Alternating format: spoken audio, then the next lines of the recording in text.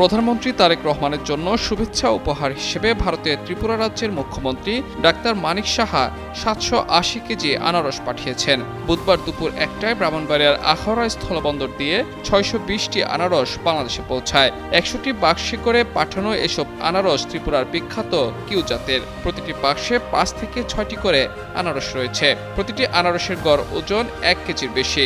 আনারস গ্রহণের সময় আখাউড়া ইন্টিগ্রেটেড চেকপোস্টের 0 পয়েন্টে উপস্থিত ছিলেন চট্টগ্রামে ভারতীয় সহকারী হাই কমিশনের অ্যাসিস্ট্যান্ট কনসুলার কর্মকর্তা পঙ্কজ জ্যোতি দাস, কর্মকর্তা সজীব চক্রবর্তী, আখাউড়া আন্তর্জাতিক ইমিগ্রেশনের ইনচার্জ মোহাম্মদ আলাউদ্দিন এবং আখাউড়া কাস্টমসের রাজস্ব কর্মকর্তা মোহাম্মদ জসিমউদ্দিন। এ সময় ত্রিপুরা সরকারের পক্ষে উপস্থিত ছিলেন রাজ্যের কৃষি ও কৃষক কল্যাণ দপ্তরের সচিব অপূর্ব রায়, পরিচালক ডক্টর ফণীভূষণ জমাতিয়া সহ অন্যান্য কর্মকর্তারা।